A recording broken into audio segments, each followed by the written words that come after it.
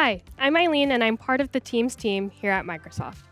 There is bound to be distractions during a meeting. A delivery person ringing your doorbell, something happening on someone else's screen, or even someone preparing lunch and forgetting that they're unmuted.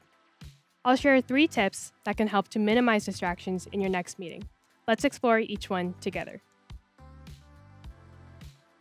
If you've ever caught yourself looking at your own video or just don't want to see yourself on camera, try hiding your video.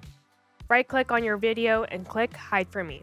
Everyone else will still be able to see you, and you can unhide it for yourself at any time. Now, when someone has a noisy pet or is creating an echo when others speak, you don't have to disrupt the meeting and ask that person to go on mute. You can mute them yourself by going to the participant list and click the microphone next to their name.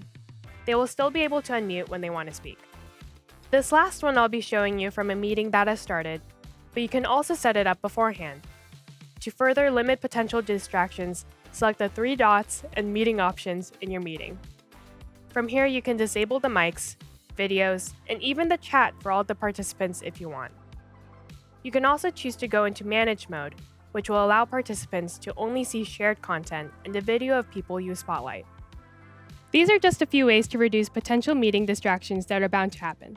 And for more Teams tips like this, how-tos, and to see what else is possible with Microsoft Teams, subscribe today.